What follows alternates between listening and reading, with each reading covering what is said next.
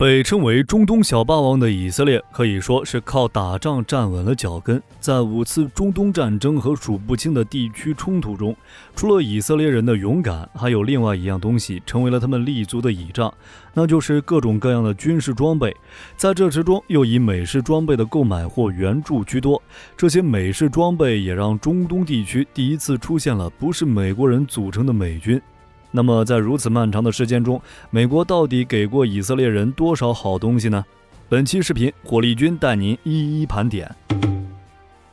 如果说在以色列的美制武器库中有什么东西是非常高精尖的话，那毫无疑问就要数美制战斗机了。虽然在一开始，以色列空军的建立是靠着东拼西凑25架捷克制造的 Bf-109 和62架喷火 LF-MK-IXE 才能建军，但是这支军队从来没有失去对于先进战斗机的渴望。在国库有了盈余之后，在现代化的空中战斗威胁下，以色列很快从美国获取了现代的战斗机和攻击机。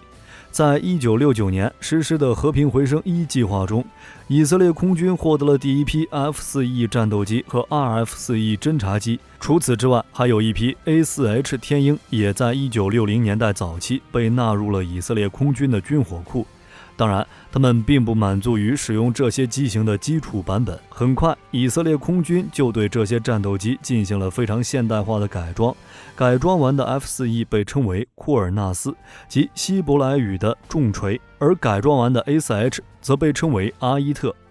是希伯来语中的鹰。而这对搭档也组成了以色列最早的制空加对地的2重奏机队。对比起原版的战机，库尔纳斯可以携带当时最先进的 AIM-7E2 狗斗麻雀和 AIM-9G 响尾蛇。它的空中战斗能力对阿拉伯联军装备的苏系战机是致命的，而 AIM-9G 则是当时最为先进的格斗弹。它可以极大弥补库尔纳斯在面对诸如苏联米格21、鱼床等较为灵活的轻型战斗机时表现出的机动能力不足的情况。毕竟战斗机再灵活也没有格斗弹灵活。而针对于阿拉伯联军装甲单位优势，阿伊特则是针对性的改装了可以发射当时最先进的空射反坦克导弹 AGM-65A 小牛的能力。采取 TV 导引的 AGM-65A 具备优秀的射后布理能力，而其精准度更是划时代性的。而且改装了小牛的发射能力之后， A4 原装的小斗犬发射能力也被保留。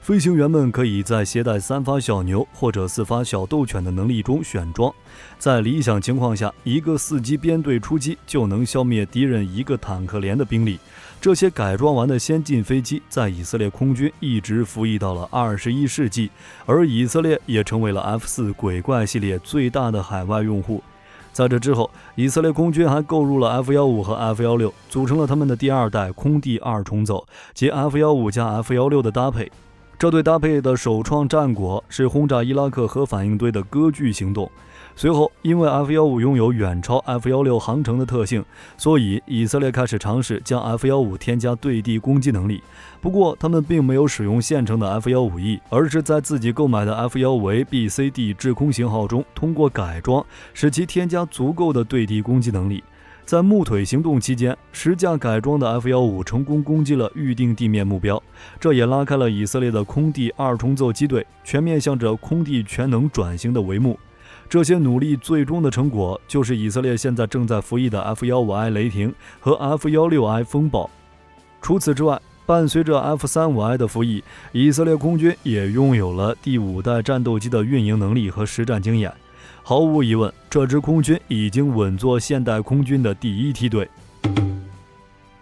如果提到以色列陆军，那么毫无疑问，他们和美制装备的关系要比以色列空军更进一层。在1948年，新生的以色列陆军所获得的第一批制式坦克就是美制的 M4 谢尔曼坦克。尽管这些谢尔曼坦克并不是完全来自于美国，而是来自于英国和意大利的2手订单。在这之后，以色列人对谢尔曼进行了改装，移除了他们自己的武器装备，换装为对苏制 T5455 坦克更有威胁的法制75毫米 SA50L61 和同为法制的105毫米 CN105D1。后者是 AMX-30 主战坦克上使用的同款火炮，但是截短了炮管的型号。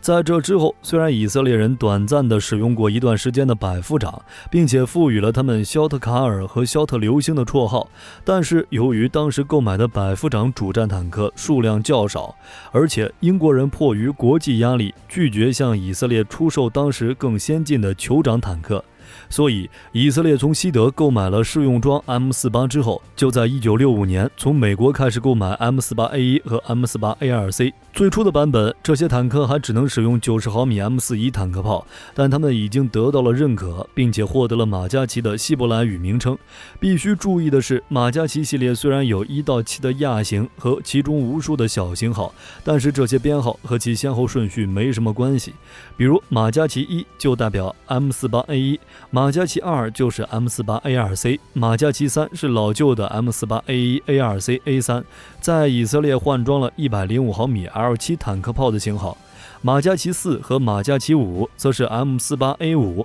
和马加奇3的区别不大，主要是在发动机和变速箱上，而马加奇6则是指 M60。马加奇7则是 M60 换装了 AVDS 17905A 梅卡瓦履带和一系列设备的终极改装型号。而且更值得注意的是，以色列对于这些8吨坦克并不只是改装火控、更换火炮这么简单。在美军服役中饱受恶评的8吨系列的车长机枪炮塔，一到以色列就被拆掉，被换成了具有以色列特色的更加低矮的乌尔丹型车长指挥塔。这种指挥塔也随着马加奇系列的出名，被称为以色列式指挥塔。而且在马加奇系列上，以色列还时装了人类历史上第一种爆炸反应装甲。这种被称为夹克衫的爆炸反应装甲，可以有效削减空心装药武器的穿身，提高坦克的生存性。而夹克衫 ERA 的技术也被美军拿来升级他们的 M60 主战坦克，并最终诞生了 M60A1 Race 和 M60A3 TTS。 这样看来，在陆军方面，以色列和美式装备的关系不可谓不紧密。除了坦克之外，另外一种陆军技术兵器及武装直升机，以色列也是几乎全部美械。武装直升机作为一种可以精确消灭地面坦克的兵器，在一开始就受到了 IDF 的青睐。在1977年，吃了赎罪日战争亏的 IDF 就购买了美军的 AH-1G 武装直升机，被称为采法 A。原始的 AH-1G 并不具备发射反坦克导弹的能力，于是以色列又进口了可以携带8枚空射 BGM-71C 陶的 AH-1Q。这批武装直升机被称为采法 B， 后续发射 BGM-71D 陶提高穿身的型号则被称之为采法 CD。 另外，一些使用采法的中队也曾经改装过空射拉斐尔长钉反坦克导弹，以便让眼镜蛇机队获取事后布里能力。而更先进的武装直升机，比如 AH-64A 阿帕奇，以色列自然也看中了其强大的生存能力和 AGM-114 地狱火所提供的反坦克能力，所以以色列也购买了 AH-64A 并命名为佩腾。而被购买的更先进的长弓阿帕奇则被称为萨拉夫。而且和采法的升级一样的是，以色列的佩腾也有相关于长钉空射反坦克型号的升级型号，被称为 AH-64AI。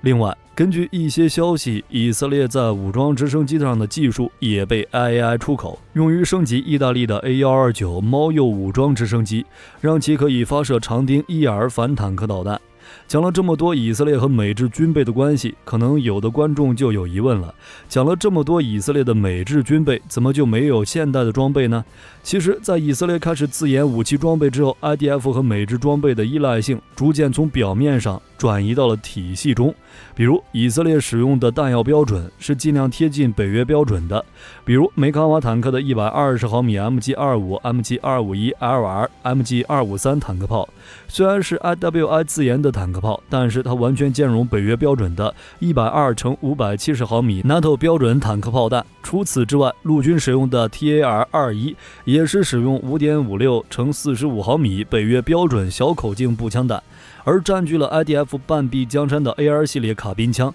也在凸显着这个国家和美式装备近60年的深厚关系。而以色列军备也终将成为美式装备科技树上一个最独特的分支。